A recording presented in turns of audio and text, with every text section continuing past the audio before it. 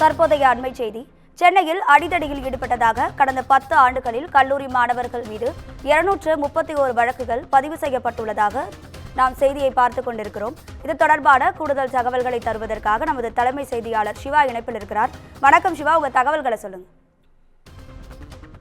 ராதிகா, சென்னையில் அடிதடியில் ஈடுபட்டதாக கடந்த 10 ஆண்டுகளில் கல்லூரி மாணவர்கள் மீது 231 வழக்குகள் பதிவு செய்யப்பட்டுள்ளதாக காவல்துறை சார்பில் சென்னை உயர்நீதிமன்றத்தில் தெரிவிக்கப்பட்டிருக்கிறது. சென்னை மாநில கல்லூரியில் படித்த திருத்தணியைச் சேர்ந்த மாணவர் சுந்தர் கடந்த அக்டோபர் 4ஆம் தேதி சென்னை சென்ட்ரல் ரயில் நிலையத்தில் பச்சையப்பன் கல்லூரி மாணவர்களால் சரமாரியாக தாக்கப்பட்டார். அவரை மீட்ட ரயில்வே பாதுகாப்பு படையினர் ராஜீவ்காந்தி அரசு பொது மருத்துவமனையில் அனுமதித்திருந்தார்கள். அங்கு கடந்த அக்டோபர் 9ஆம் தேதி மாணவர் சுந்தர் மரணமடைந்த நிலையில பச்சையப்பன் கல்லூரி மாணவர்கள் 7 பேர் கைது செய்யப்பட்டு அவர்களுக்கு எதிராக கொலை வழக்கும் பதிவு செய்யப்பட்டிருந்தது. கைது செய்யப்பட்டவர்களில் சந்துரு என்பவர் ஜாமீன் கோரி தாக்கல் செய்த வழக்கு நீதிபதி ஏ.டி. ஜெகதீஷ் சந்திரா முன்பாக விசாரணைக்கு வந்தது. அப்போது காவல்துறை சார்பில் தாக்கல் செய்யப்பட்ட அறிக்கையில அடிதடியில் ஈடுபட்டதாக கடந்த 10 ஆண்டுகளில் சென்னை கல்லூரி மாணவர்கள் 231 வழக்குகள் அவர் மீது பதிவு செய்யப்பட்டுள்ளதாக கூறப்பட்டிருக்கிறது. இதில் 33 வழக்குகள் ரயில்வே போலீசாரால் பதிவு செய்யப்பட்டுள்ளதாகவும் தெரிவிக்கப்பட்டிருக்கிறது.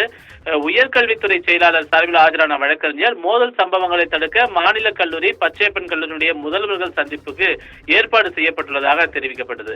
இதனை பதிவு செய்து கொண்ட நீதிபதிகள் ஜாமீன் மனு மீதான உத்தரவை தேதி குறிப்பிடாமல் ஒத்திவைத்திருக்கிறார்கள். ராதிகா, உங்க தகவல்களுக்கு நன்றி சிவா.